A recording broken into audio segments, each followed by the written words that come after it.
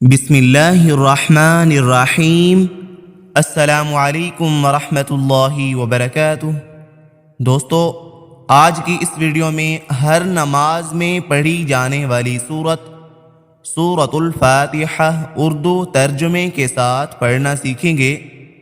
اس میں جو بعض لوگ الفاظ کی غلطیاں کرتے ہیں جس کی وجہ سے معنی ہی چینج ہو جاتا ہے اور نماز ہی نہیں ہوتی، وہ بھی آپ کو بتائیں گے۔ نماز سب سے افضل عبادت ہے اور کل قیامت کے دن سب سے پہلا سوال نماز کا ہی ہوگا۔ سورۃ الفاتحہ کے بہت زیادہ فضائل ہیں۔ چند فضائل میں آپ کو اس ویڈیو میں بتاؤں گا، اس کے بعد سورۃ الفاتحہ پڑھنا سیکھیں گے۔ آپ اس ویڈیو کو توجہ کے ساتھ مکمل سنیں گے تو انشاءاللہ اس ویڈیو کے بعد آپ بھی سورۃ الفاتحہ اردو ترجمے کے ساتھ پڑھنا سیکھ جائیں گے۔ حضرت ابو ہریرہ رضی اللہ تعالی عنہ فرماتے ہیں کہ رسول اللہ صلی اللہ علیہ وسلم نے فرمایا کہ اللہ تعالی نے فرمایا، سورۃ الفاتحہ میرے اور بندے کے درمیان دو حصوں میں تقسیم کی گئی ہے، نصف میرے لیے اور نصف میرے بندے کے لیے، اور جو کچھ میرا بندہ مانگتا ہے وہ اس کو دیا جائے گا۔ پھر رسول اللہ صلی اللہ علیہ وسلم نے فرمایا کہ جب بندہ کہتا ہے الحمدللہ رب العالمین، تو اللہ تعالیٰ فرماتا ہے کہ میرے بندے نے میری حمد کی ہے، اور جب بندہ کہتا ہے الرحمن الرحیم، تو اللہ تعالیٰ فرماتا ہے کہ میرے بندے نے میری تعریف و ثنا بیان کی ہے، اور جب بندہ کہتا ہے مالک یوم الدین، تو اللہ تعالیٰ فرماتا ہے کہ میرے بندے نے میری بزرگی بیان کی ہے، اور جب بندہ کہتا ہے ایاک نعبد و ایاک نستعین، تو اللہ تعالیٰ فرماتا ہے کہ یہ آیات میرے اور میرے بندے کے درمیان مشترک ہے، کیونکہ اس میں ایک پہلو اللہ تعالیٰ کی حمد و ثنا کا ہے اور دوسرا پہلو بندے کی دعا و درخواست کا ہے۔ اس کے ساتھ یہ بھی ارشاد ہوا کہ میرے بندے کو وہ چیز ملے گی جو اس نے مانگی۔ پھر جب بندہ کہتا ہے اہدنا الصراط المستقیم آخر تک، تو اللہ تعالیٰ فرماتا ہے کہ یہ سب میرے بندے کے لیے ہے اور اس کو وہ چیز ملے گی جو اس نے مانگی۔ رسول اللہ صلی اللہ علیہ وسلم نے فرمایا کہ قسم ہے اس ذات کی جس کے قبضے میں میری جان ہے کہ سورۃ الفاتحہ جیسی سورت نہ تورات میں نازل ہوئی، نہ انجیل اور زبور میں، اور نہ خود قرآن کریم میں کوئی دوسری سورت اس سورت جیسی ہے۔ نبی کریم صلی اللہ علیہ وسلم نے فرمایا کہ سورۃ الفاتحہ ہر بیماری کی شفا ہے۔ اس طرح حدیث میں ہے کہ رسول اللہ صلی اللہ علیہ وسلم نے فرمایا کہ قرآن کریم کی سب صورتوں میں عظیم ترین صورت سورۃ الفاتحہ ہے۔ تو چلیں سورۃ الفاتحہ کو سیکھنا شروع کرتے ہیں۔ اعوذ باللہ من الشیطان الرجیم۔ یہاں پہ بعض لوگ اعوذ ایسے پڑھتے ہیں، اعوذ باللہ کو اعوذ ایسے پڑھتے ہیں، ایسے نہیں پڑھنا، عین ٹھیک سے ادا کرنی ہے۔ اعوذ باللہ، باللہ کو بعض لوگ باللہ ایسے پڑھتے ہیں، باللہ نہیں پڑھنا، باللہ، اعوذ باللہ من الشیطان الرجیم۔ بعض لوگ اس کو من الشیطان ایسے پڑھتے ہیں، ایسے نہیں پڑھنا، من الشیطان ایسے پڑھنا ہے، من الشیطان الرجیم، اعوذ باللہ من الشیطان الرجیم۔ ترجمہ: میں اللہ تعالیٰ کی پناہ مانگتا ہوں شیطان مردود سے۔ بسم اللہ الرحمن الرحیم۔ بعض لوگ اس کو بسم اللہ ایسے پڑھتے ہیں، بسم اللہ نہیں پڑھنا، بسم اللہ ایسے پڑھنا ہے، بسم اللہ الرحمن الرحیم۔ ترجمہ: اللہ کے نام سے شروع جو نہایت مہربان رحمت والا ہے۔ الحمد، بعض لوگ اس کو الحمد پڑھتے ہیں، الحمد نہیں پڑھنا، ہا پڑھنا ہے، الحمد للہ، للہ، الحمد للہ رب العالمین۔ بعض لوگ اس کو رب العالمین پڑھتے ہیں، رب العالمین نہیں پڑھنا، رب عین پڑھنا ہے، رب العالمین۔ الحمد للہ رب العالمین، الحمد للہ رب العالمین۔ ترجمہ: سب تعریفیں اللہ کے لیے ہیں جو تمام جہان والوں کا پالنے والا ہے۔ الرحمن الرحیم، الرحمن الرحیم۔ ترجمہ: بہت مہربان رحمت والا۔ مالک یوم الدین، مالک یوم الدین۔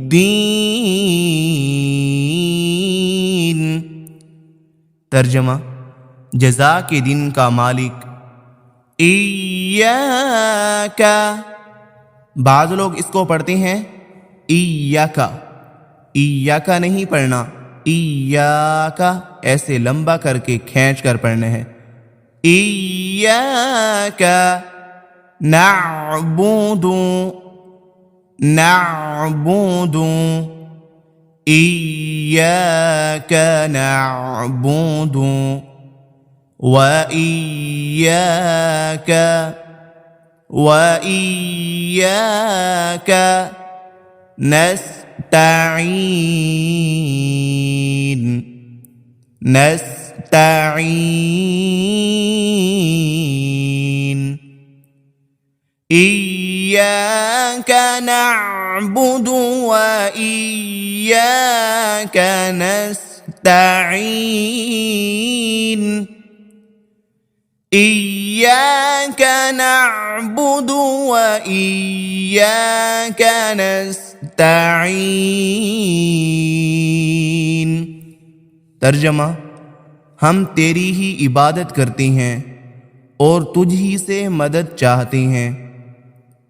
اہدنا الصراط المستقیم، اہدنا الصراط المستقیم۔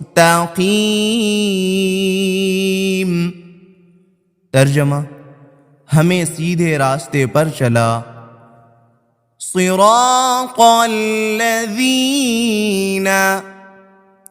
صراط الذین انعمت، بعض لوگ اس کو پڑھتے ہیں انعمت، انعمت نہیں پڑھنا، انعمت، انعمت، انعمت، صراط الذین انعمت علیہم، بعض لوگ اس کو پڑھتے ہیں علیہم، علیہم نہیں پڑھنا، علی عین پڑھنا ہے، علیہم، صراط الذين أنعمت عليهم غير المغضوب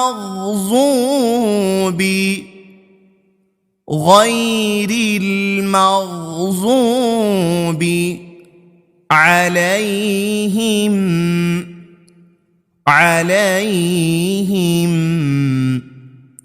ولا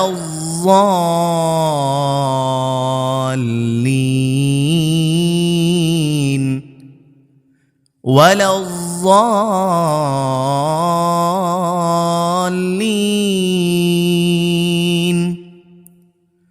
صراط الذين أنعمت عليهم غير المغضوب عليهم ولا الضالين۔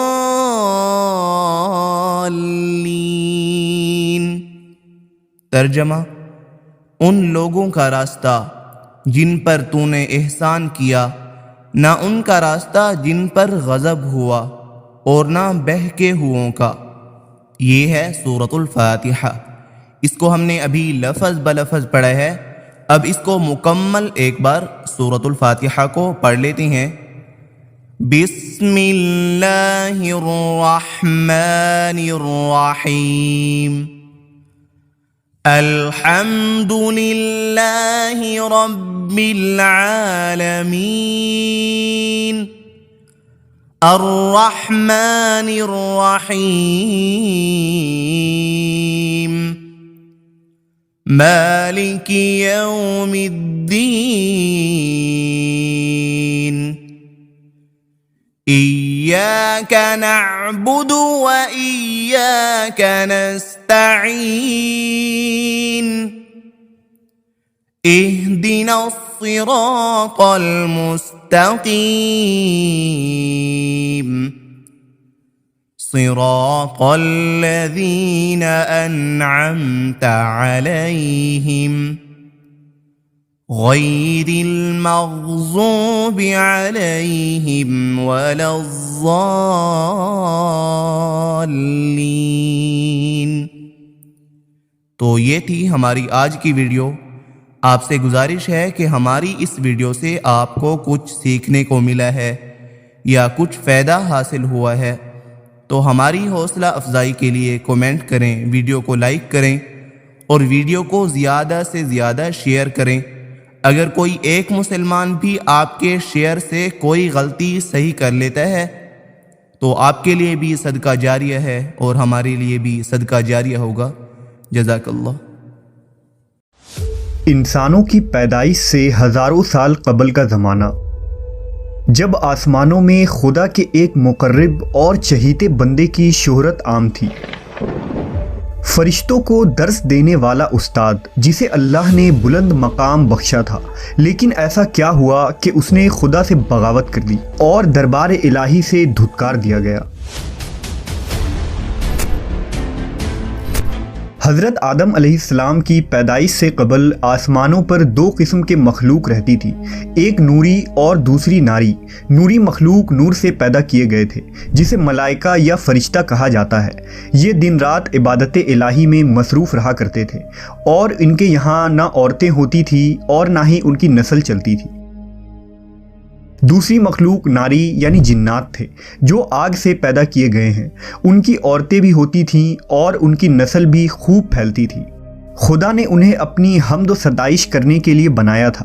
یہ سب اللہ کے آسمانی لشکر تھے، وہ اس مقصد کے لیے بنائے گئے تاکہ اپنے خالق و مالک کو جانیں، اس سے شادمان ہوں، ہمیشہ تک اس کی خدمت اور عبادت کریں۔ ایک مسلمان کے ایمان بالغیب کا تقاضا ہے کہ وہ ان تمام مخلوقات کے بارے میں جو کچھ قرآن و حدیث سے ثابت ہے اس پر بلا کسی کمی و بیشی اور شک کے ایمان لائے۔ انہی مخلوق میں ایک معزز ہستی عزازیل تھا۔ عزازیل کا مطلب ہے خدا کا عزیز۔ اسے اللہ نے دہکتے ہوئے آگ کے شعلوں سے پیدا کیا تھا۔ حضرت آدم علیہ السلام کی پیدائش سے 144,000 سال پہلے سموم جنات کی پیدائش ہوئی۔ یہ جنات کا بابا آدم تھا۔ سموم جن کو زمین پر بھیج دیا گیا، جہاں 300 سال گزرنے کے بعد زمین پر اسے اپنی نسل کی جن مخالف ملی، جس سے اس نے شادی کر لی، اور وقت گزرنے کے ساتھ کثیر تعداد میں اس کی اولادیں ہوئیں۔ ابتدا میں تو یہ قوم جنات اللہ کے فرما بردار اور اطاعت گزار تھے، لیکن بہت جلد یہ سرکش اور نافرمان ہو گئے۔ جب ان کی بدعمالیوں کی حد پار ہو گئی تو کثیر تعداد میں جنات نے موت کا ذائقہ چکھا اور وہ مر گئے۔ اس دوران جو نیک جنات تھے وہ باقی بچ گئے اور ان کی نسل آگے بڑھی۔ انہی جناتوں میں ایک مشہور جنات جن چلیپا تھا۔ چلیپا کا چہرہ ببر شیر جیسا تھا۔ چلیپا نہایت ہی قد آور اور بہادر جن تھا۔ اس کی بیوی کا نام تبلیس تھا، جس کا چہرہ بھیڑیے کی مادہ کی طرح تھا۔ وہ اپنی شوہر کی طرح دلیر اور طاقتور جن تھی۔ اس کی تمام قوم پر اس نے اپنی دھاک بیٹھا رکھی تھی اور قوم کا بچہ بچہ چلیپا کا احترام کیا کرتا تھا۔ ان کے یہاں ایک بچے کی پیدائش ہوئی جس کا نام عزازیل تھا۔ عزازیل میں اپنے ماں اور باپ دونوں کی خصوصیات شامل تھی، یعنی وہ نہایت ہی سرکش، مکار، بہادر اور طاقتور تھا۔ روایتوں کے مطابق قوم جنات کو دنیا میں بسایا گیا اور یہ حضرت آدم کی پیدائش سے 50,000 سال قبل کا زمانہ تھا۔ بہت جلد یہ جنات سرکش ہو گئے اور خدا کے نافرمان بن گئے۔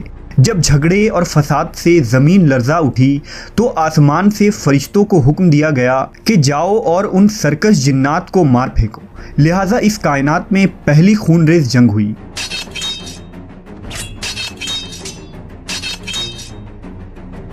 جس میں عزازیل کے ماں باپ یعنی چلیپا اور تبلیس نے بڑی بہادری سے جنگ کی، لیکن فرشتے ان پر غالب آ گئے۔ فرشتوں کا وار ان جناتوں پر اس طرح پڑتا کہ وہ اشک کھا کر گر پڑتے۔ اسی جنگ کے دوران عزازیل کے ماں باپ مارے گئے اور قوم جنات کے سرکش جنوں کو قیدی بنا لیا گیا۔ ان قیدیوں میں شہزادہ عزازیل بھی تھا۔ فرشتے جب اسے بارگاہ الہی میں لائے تو ان کو حکم ہوا کہ عزازیل کی بہترین تربیت کرو۔ چنانچہ فرشتوں نے عزازیل کی تربیت بہترین انداز سے کی۔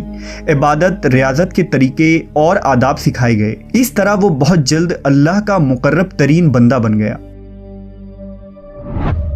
ایک وقت ایسا آیا کہ عزازیل اللہ کا سب سے چہیتا، عبادت گزار، ریاضت کرنے والا اور زاہد بندہ تھا، جس میں اس کا کوئی ثانی نہ تھا۔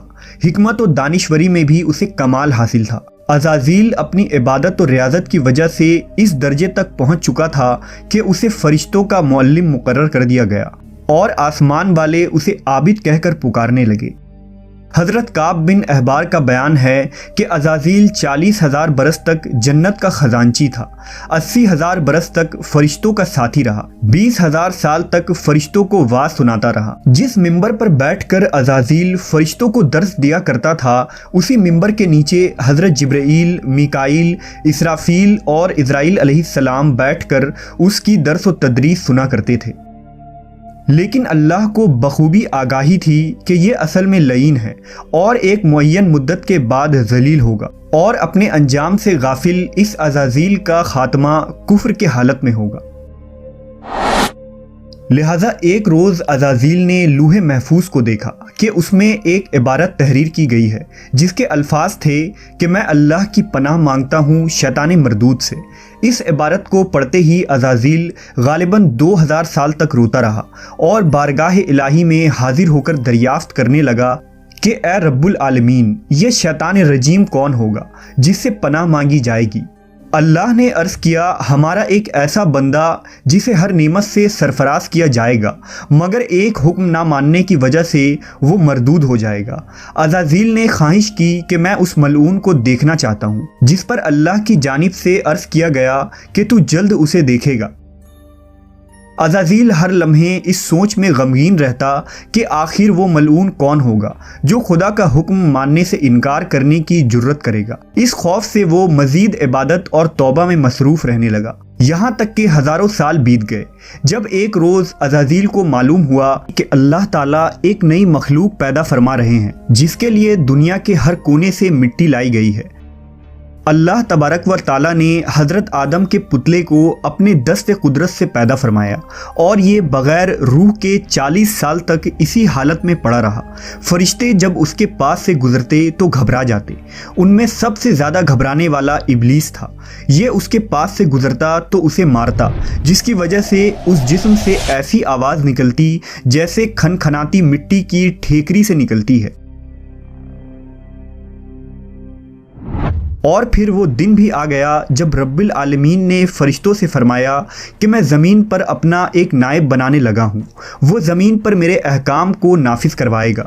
فرشتوں نے عرض کیا، اے پاک پروردگار، یہ زمین پر فساد برپا کریں گے اور یہ آپس میں خون ریزی کریں گے، جبکہ ہم تو دن رات آپ کی تسبیح کرتے رہتے ہیں اور آپ کی پاکی بیان کرتے ہیں۔ اللہ نے فرمایا، جو کچھ میں جانتا ہوں وہ تم نہیں جانتے۔